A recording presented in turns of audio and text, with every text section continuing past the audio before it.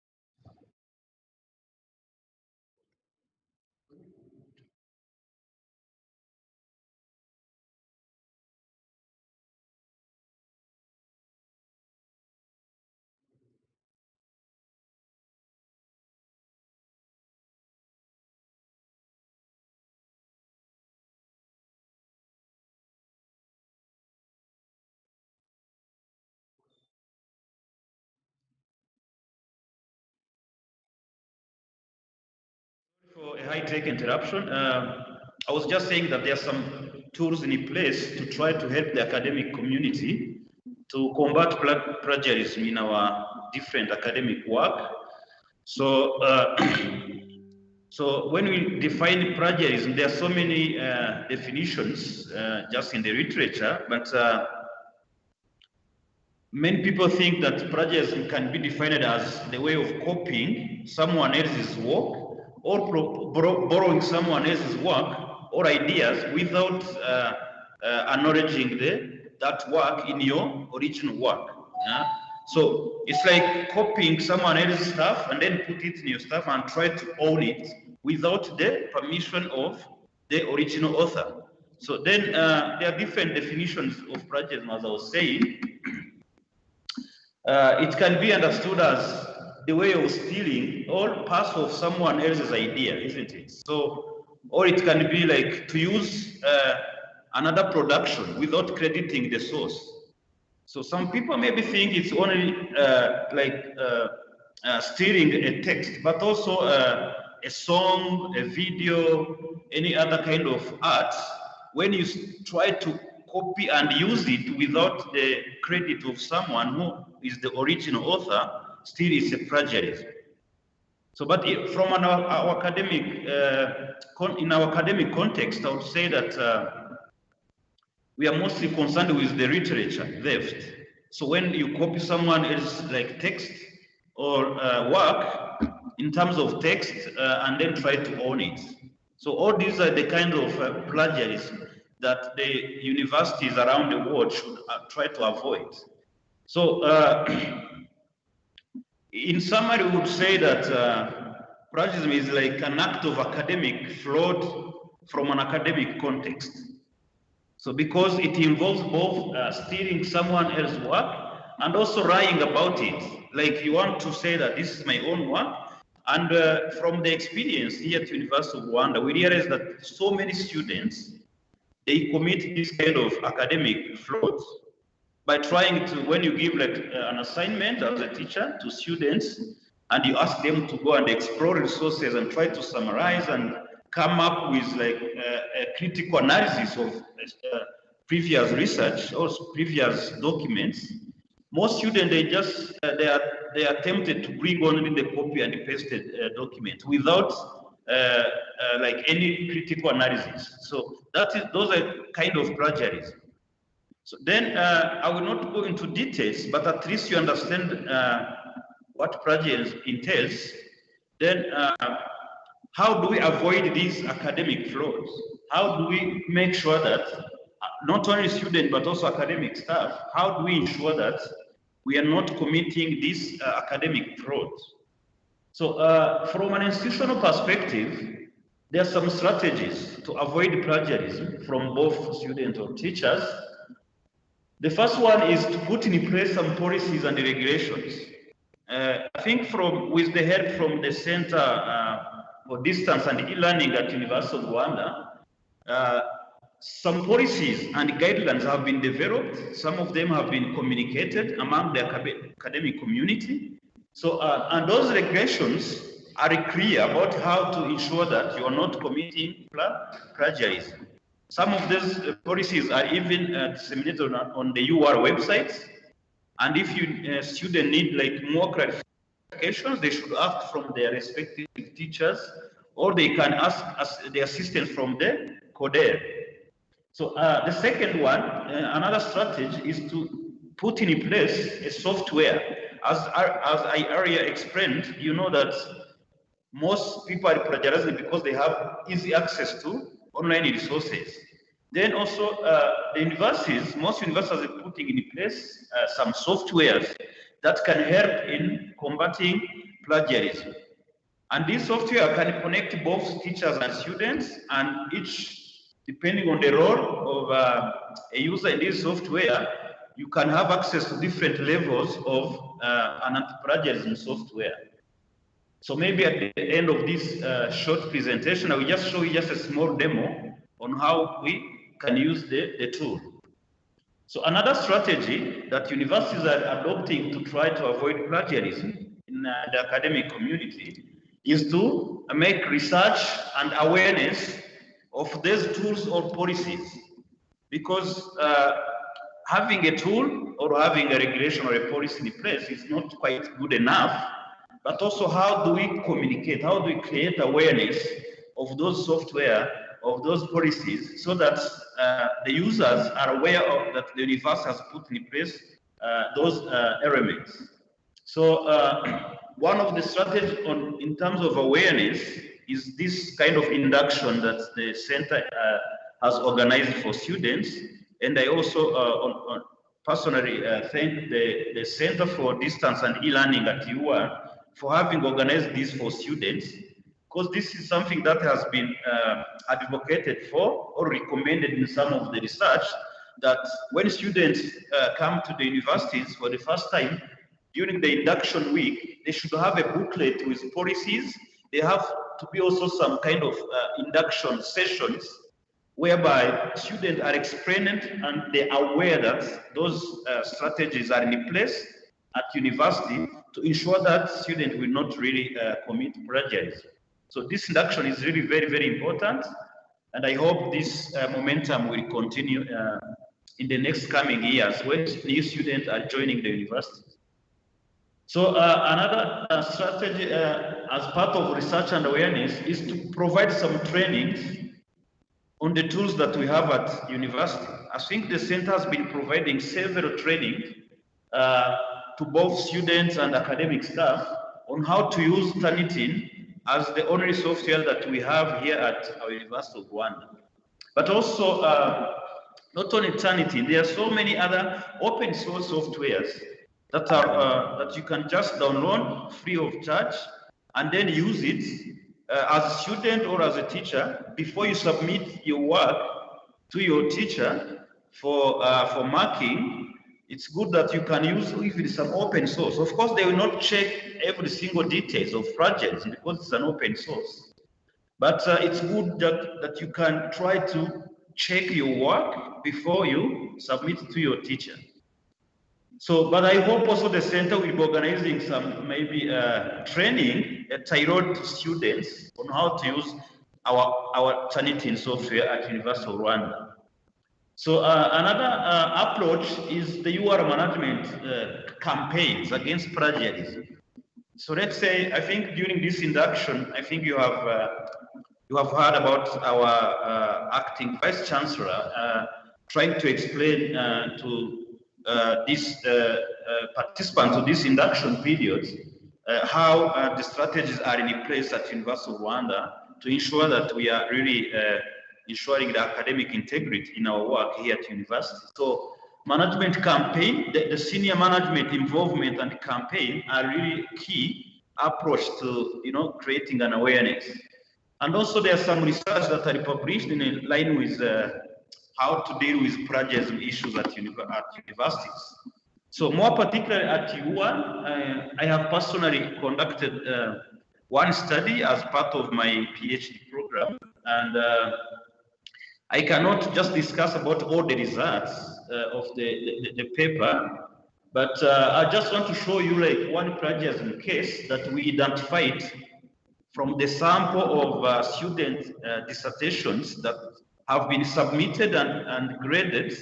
Actually, some of the students have already even got their degrees. We just collected a sample of dissertations that are in our premises, in our library, or in our from some of the office, from some lecturers, and then we checked those theses using the Turnitin software that we have at University of Rwanda. So this is just a case, as you can see, we use Turnitin, as I was saying. Turnitin can give you both the originality reports, the report which shows the bunch of text that are really, that seems to be plagiarized. And also it can give you, and you have an original copy of the submitted thesis, then you can compare. So as you can see here, you can see, for example, this case of, this is a case of plagiarism type, which is called copy and paste, or find and replace. It's a type of plagiarism whereby a student can take like the whole text from of a dissertation, let's say defended somewhere in another university, and bring that text and try only to change, you know, some of the names, and then try to own that thesis as his own thesis to be defended at the University of Rwanda. For example, we have realized that this particular thesis has been defended by another student from Nigeria, as you can see here, because the text looks completely, almost 100% similar, and it has even put the same, like the same resource, like author, but probably our students at University of Rwanda didn't even read this author here, read 2002. So as you can see, this text down here is the text we got from a thesis defended here at the University of Rwanda, whereby the same student only replaced Rwanda as a country with Nigeria as another country, which means it's another thesis which was defended at one university that I don't want to mention here from Nigeria. So this is just a case of how we can use Turnitin, we as teachers, to control or monitor how the work of students, right? So still in our paper, in our research paper that was earlier published in 2019, for a sample of dissertations that we collected at University of Rwanda database and from different teachers here at UR, we realized that in this sample we used for this research, you can see that in both postgraduate thesis or in undergraduate thesis or dissertations, you can find there's some kind of plagiarism, which are really at high scale, medium scale, and low scale. So as you can see, we didn't see any genuine paper. That should be really passed as having non-case of plagiarism. So of course, as I said, it's the role of a particular teacher. Of course, the system will not decide whether this is plagiarism or not, but it's the responsibility of a responsible teacher or supervisor to cross-check with the help of a tool like Turnitin to ensure that a particular submission try to have at least tolerable or genuine paper to be published, or a thesis or a dissertation to be published. So I just only bring this kind of results to try to show you that these cases are here at UR. I mean, at least during the period you have been correcting those theses. I hope that since we brought this Turnitin, since the Codera has trained a lot of teachers, I hope maybe over the last couple of years, maybe there has been some improvement, because this study was considering only the thesis that was submitted before 2016. So which means Maybe after that, with the help of Turnitin, I'm 100% sure that there have been an improvement, but as the university, we have to keep on improving the way we combat plagiarism at our institution by putting in place the area discussed kind of measures or approaches. So still as part of our research, we also realized, we also identified some factors of why there is this case of plagiarism at University of Rwanda. So as you can see, some factors are not only from student perspective. Factors should be maybe from cultural or societal oriented factors. There are some factors related to institutional institution, right? Like our University of Rwanda. There's some factors that we are going maybe to read them, and also there are some factors which are individual, which can be plagiarism can depend on individual kind of factors. So as this induction is designed for students, let me just focus on individual factors. Some students, in our research, we realized that some students may tend to plagiarize because they are lazy. They're just lazy. They know that they will get information from online, and then they don't have time just to, to scrutinize the information and, do their work accordingly. And then they don't even go and visit the library. There are some resources. Then they don't want to go for those extra search. Because of laziness, they only just go to internet, bring those bunch of texts, and they just try to own those texts as their own submissions. So another factor that we identified is it's a fear of failure. So sometimes the teacher gives you an assignment or like something to submit, and then you don't have time. Let's say, for example, evening students, sometimes they come to start, but they don't have time to go and do some research. And just, copy the text and then try to put there, they try to arrange it and then submit it. Then when the teacher check in Turnitin, they will find that those are the copied and pasted text. There is no new knowledge, and they have tried to own those kind of copied text. So another individual factors is that some students or some teachers have no skills in academic writing. Because one of the strategies to avoid plagiarism is to have skills in how can you properly academically write your work, write your assignment, write your internship, or write your thesis or dissertation. So some students or some teachers don't have a very good command of skills in academic and scientific writing. And this is, I think, something that can be addressed by, let's say, ensuring that students have a course in research methods. I think all students on completion of their degrees, they must have a course on research methodology. I think there has to be a session on highlighting the use of Turnitin in writing academically, isn't it? So this is one of the strategies to develop skills through research method course, through this kind of training.